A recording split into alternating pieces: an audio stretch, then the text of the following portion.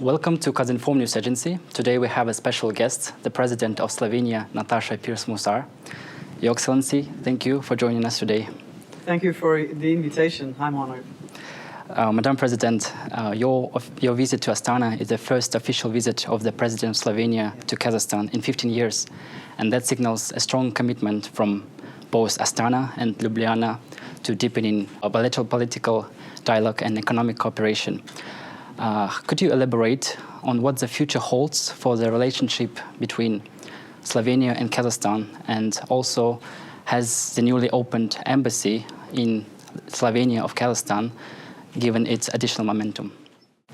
If I start with the last sentence of your question, definitely it was a good sign, and I would say a marvelous sign, that Kazakhstan decided to open an embassy in Ljubljana. To have a resident ambassador, it makes life easier for diplomats, to get to know about the country, about the business, political life. And we are now in the process of offering Kazakhstan a non-resident ambassador.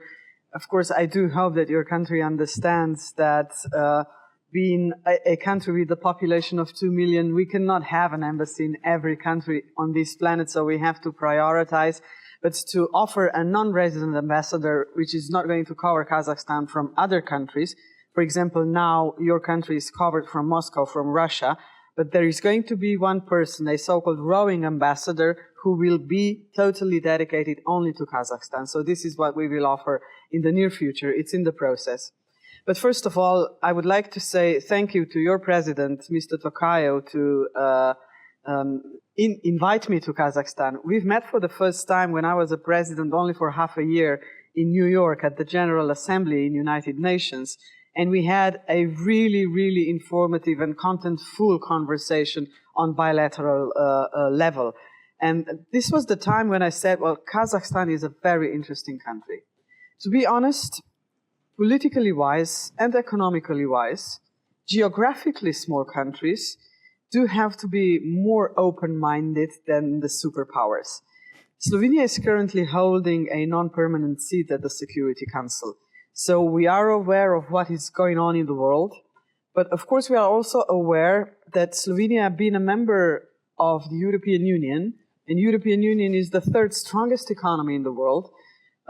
European Union is, of course, our priority.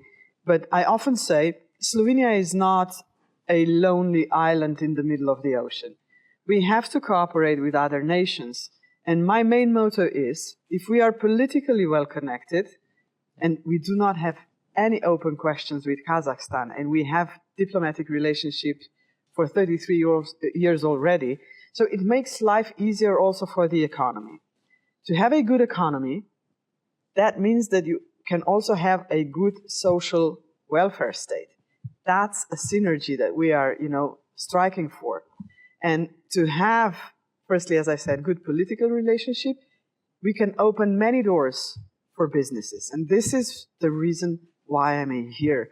And I'm really, really happy to see the warm reception, the willingness of Kazakhstan to cooperate with the countries around the globe.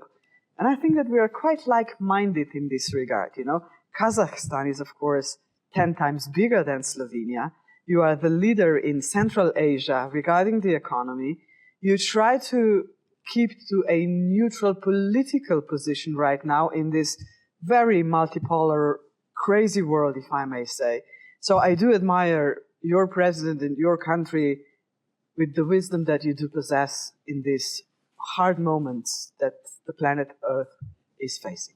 Thank you. Thank you for these words. They're from my heart. Yeah. Honest. And talking about the economy, I would like to ask you, so you here in Astana, you are accompanied by the high business delegation representing leading Slovenian industries at Kazakhstan-Slovenia Business Forum. And what economic impact do you expect this forum to have for both Astana and Ljubljana as well? There is only one way, and one way is the progress. And I often say, if you want to go fast, go alone. But if you want to go far, go together. And that goes for politics and the economy. Yes, the biggest delegation since I became a president, and I'm the president for 2 years and 3 months, This is the biggest delegation that I have with me to Kazakhstan. 25 really very renewed and high-profile companies are here. The bilateral economical exchange is, I would say, modest. It's 163 million euros currently. Just to give you a comparison, our biggest trade partner is Switzerland momentarily because of the pharmaceutical companies, and it's 32 billion euros annually. The second biggest partner of Slovenia is Germany. It's 15 billion euros. And the GDP of Slovenia is currently 72 billion euros. Yours is 288 billion euros, but you're 10 times bigger. So Slovenian economy is really doing well. GDP per capita, this is another statistical number which is showing the greatness of the economy in various countries around the globe. Ours is 34,000 euros per capita, yours is 12,000 per capita. But nevertheless, Kazakhstan has a lot to offer to Slovenia, but also vice versa. Slovenia has a lot to offer to Kazakhstan. You know, you are lucky to have oil and natural gas. That's the resource, that's the diamond that you do have. Slovenia doesn't have that, so this is the reason why we have to be innovative in other fields. Pharmaceutical is number one, and then we have forestry, digitalization, artificial intelligence is something really very close to the heart of Slovenian young entrepreneurs. There are a lot of startups working on artificial intelligence.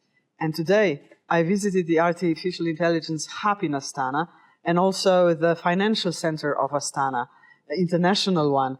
And I see that you are doing really, really progressive work on how to gain foreign investors. European Union is the biggest foreign investor in Kazakhstan. More than half of the investments come from European Union. And Slovenia is part of European Union, one out of the 27 member states. But to gain more economical cooperation, we of course have to work bilaterally. And this is the reason why I'm here. And I have to tell you, when I announced that I am traveling to Kazakhstan, a lot of Slovenian entrepreneurs said, we would like to go with you, Madam President. They are aware of one fact. When the president is coming to a country, many doors are opened. And this is my job to do. Of course, the Slovenian entrepreneurs and Kazakhstan entrepreneurs, they have to show quality products. And then the bilateral cooperation has really no limitations, if you ask me. Thank you. Thank you for such kind of detailed answer. So I would like to ask you about the political consultations. Yes. So during the political consultations in November 2024, the head of the Slovenian delegation, State Secretary of the Ministry of Foreign and European Affairs, Marko Štucen, he reaffirmed his support for liberalizing the visa regime for Kazakhstan and the European Union. And I would like to ask you what steps are needed to accelerate this process. The process has already started because European Union is aware of the same fact as I was just describing right now, that the cooperation between the countries outside of European Union is also a necessity if you want to have good political relationship and good economical relationship. So the facilitation of visas for short stay-term visas is in process, but also for readmission of Kazakhstani people. So this is the process which goes together. Of course, you have to understand the political structure of European Union, where all 27 member states have to be in consensus to do that. And Slovenia is by no doubt, sir, a staunch supporter of liberalization of visas for Kazakhstan. And we will continue to support your country. Knowing now about the country even more than I did before coming here assures me that Kazakhstan deserves the visa liberalization system. For short-term visas, for readmission, for business and diplomatic purposes, it's already opened. So this is the way forward, and I will continue to support your country in this path. Thank you. And on the sidelines of these consultations, Marko Štucen, he met with Rauza Mindalieva from the Kazakh Ministry of the Education and Science, and to discuss the cooperation between Kazakhstani and Slovenian universities and research institutions as well.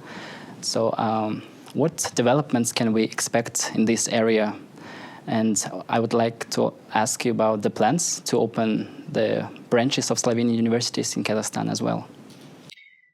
Education is the most important topic every single state needs to tackle. Because without educated young people, there is no progress. That's for sure. And again, to spread the virus of knowledge around the globe is also an added value. Do not keep it to yourself. Give it to other people, other nations. Slovenia has a lot to offer. We are probably not going to open a university in Kazakhstan, but we have many professors to offer in digitalization, in pharmaceutical. This is our strongest added value. This is why Swiss companies are opening factories in Slovenia, because pharmaceutical faculty is really on a world expert level. And then we do have Institute Josef Stefan. This is the biggest scientific institute in the region, where 900 scientists from all over the world are exploring robotics, artificial intelligence, biotechnologies. This is something that we really do like as well. So the exchange of professors is something which should be put on another level. Yesterday, I found out that we already do have a professor of music at University of Ljubljana, a marvelous cello musician who performed a couple of songs yesterday at the concert. And music and culture is also something that Slovenian people do like to share, and we do like to see other cultures, other languages, and other arts. And this is also the field I would love to be explored a bit more. But let me just tell you something. Today I had a lunch with your Prime Minister, and there was also a Minister of Education. And he explained the philosophy of Kazakhstan, how to gain the foreign knowledge, and a lot of universities from around the globe are sending professors and opening branches in Kazakhstan. And the reason behind is to keep the young people inside the homeland, to give them the best possibilities to study, and this is the right way to do it. So the people will stay here, learn a lot, and just to tell you a little secret, China is doing the same. Arab countries are doing the same. And this is why some American universities are in trouble, because foreign students are not going to United States of America anymore, but they study at home with marvelous expert professors from all around the world, also from the United States of America. So this is a very interesting project that you do have, and it's working, because the minister told me that a lot of young people are staying in the country. Yeah, that was interesting insights. Yes. Thank you. And regarding this topic, yesterday you had a lecture at the Nazarbayev University. Can we know more details about it? What was the experience? What were the insights? Whenever I go abroad, it's my privilege to be offered to have a lecture at universities. And I was really, really more than happy to accept the invitation of Nazarbayev University. There was a full hall of young, prominent students who came to listen to me, what I have to say, what I wanted to say. And the title of my lecture was Small Countries and the Position of the Small Countries in this geopolitical variety of the world we are currently in. And I said to them, the smallness is always only in your heads. Despite the fact that we are geographically small, we try to influence the world with the ideas which are good for the progress of this planet. Gender equity was one topic that I did discuss. Artificial intelligence, because artificial intelligence is bringing a lot of pluses, but is also bringing a lot of minuses. So we have to be careful when developing these super digital tools, and we have to go over those obstacles. And one thing, it has to be in our mind. Let's just only do good for the society. This is why the artificial intelligence needs regulation and limitations. Not a lot, but still, the limits should be there. Climate change. That was also the topic that I did discuss. Climate change, or if I should say it with other words, climate crisis. The goal of this planet was not to go above 1.5 degrees Celsius warmer than in pre-industrial era.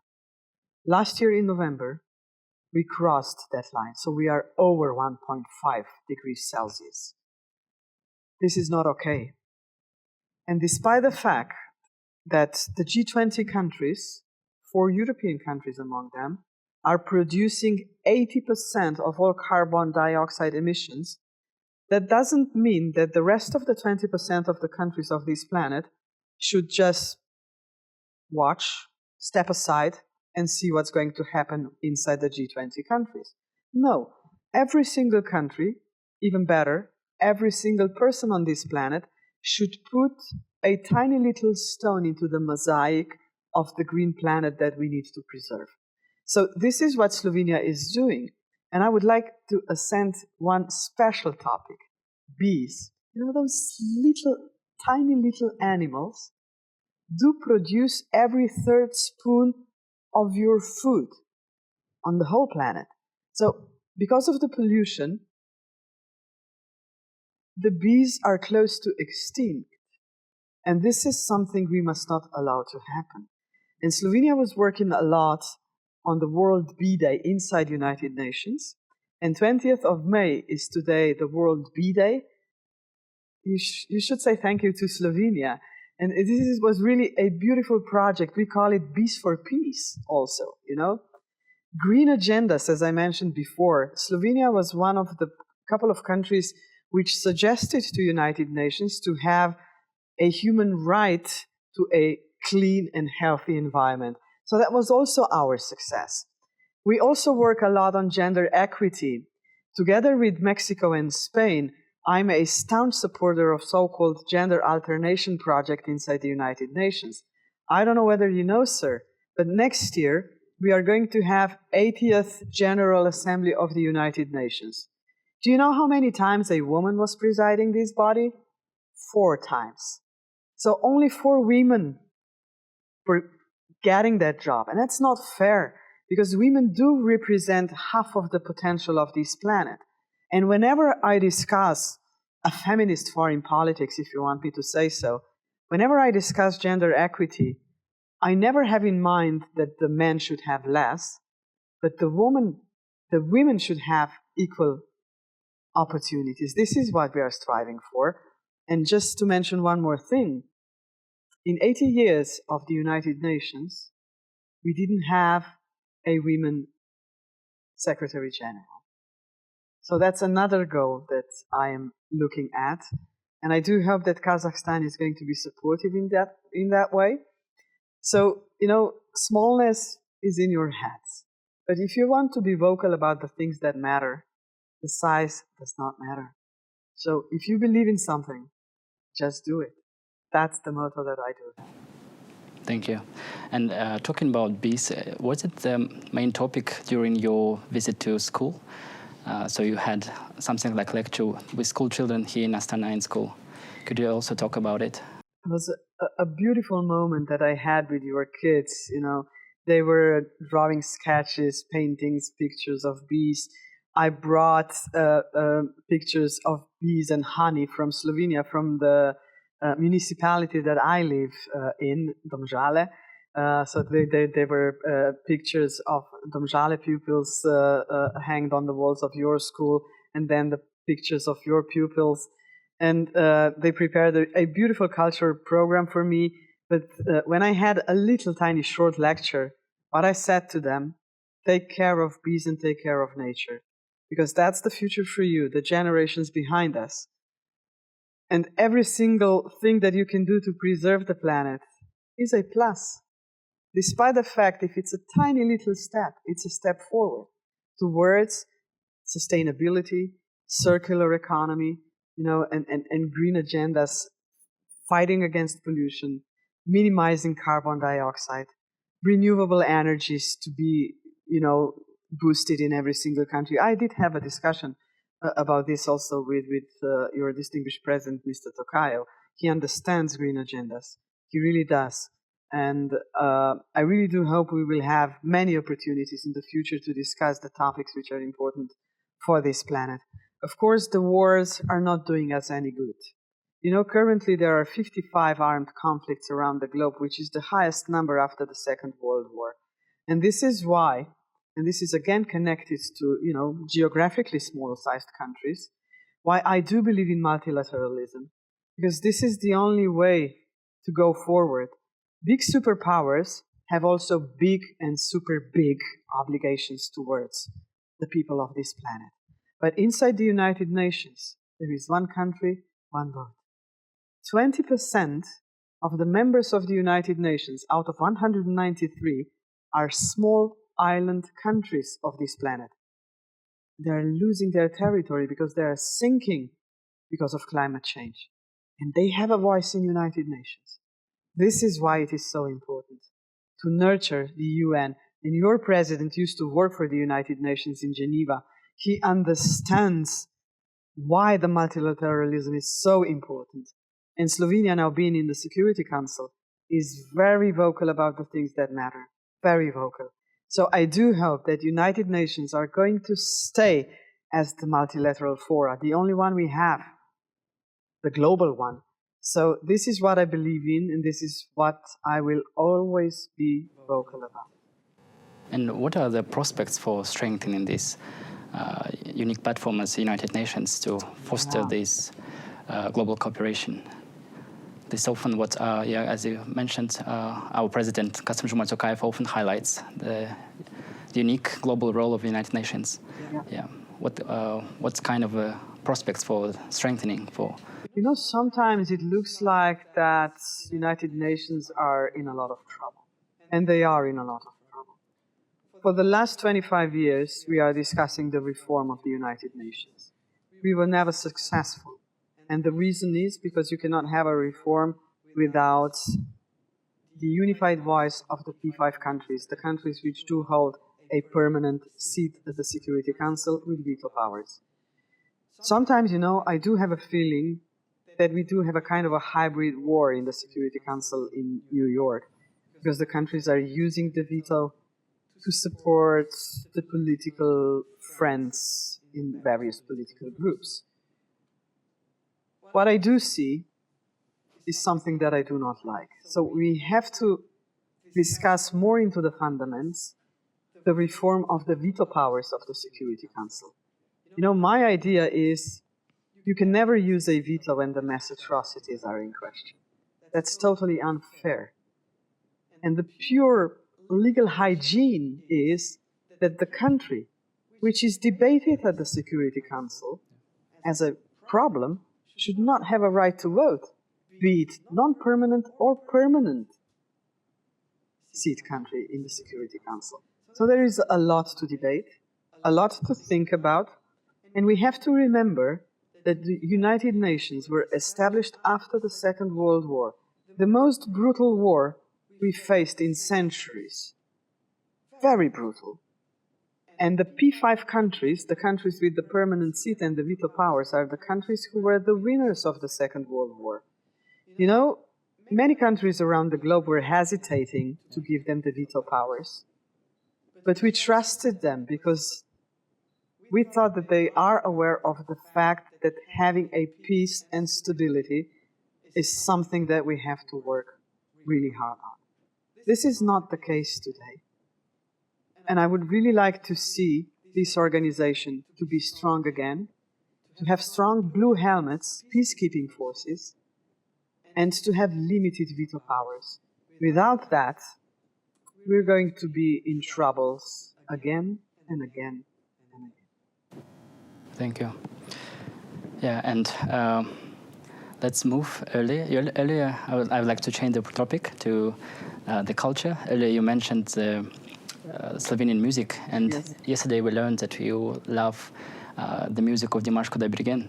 Oh. Yeah, and he's one of the musical symbols of Kazakhstan. He represents the culture, the art at the global stage, and I'd like to ask your opinion. What makes his music so unique, and how does it influence the world's perception of Kazakhstan? Music is peace, you know, and I truly believe that Mr. Kudaibergen believes in that. I heard him for the first time in 2018. He was 24 at that time. His beautiful voice, unique voice with the 7-octave range, is something that only few people on this planet have. To listen to his song SOS in French language and listening to that music, not watching the video, I thought these are two guys who are singing the song. And then I watched the video. It was one guy. It was Dimash. After 2018, I was looking for concerts of Dimash around the globe. And in 2019, I got the tickets. I went to St. Petersburg in Russia to listen to him, and I was even more fascinated because to listen to such a musician live, then you can really see and hear the capabilities of his voice. He's truly a unique talent, a diamond not only of Kazakhstan, but of this planet, if you ask me. And I was more than happy to meet him in person yesterday. He brought me a bucket of flowers. I was really happy to talk to him. And I will tell you one little thing more about Dimash. In 2019, when I published that I was at his concert in St. Petersburg, Slovenian people became aware of his voice. And today, we do have a Dimаш Kudaibergen fan club in Slovenia. So, also in my country, Dimash is a well-known artist. Thank you for your story. That was really You're interesting. welcome. And before we close, is there anything that you would like to add? Maybe something that we haven't covered yet? Or Maybe one thing, Slovenians do like to travel, and in my business delegation, there are also representatives of the tourist agencies. But Slovenia has a lot to offer as well.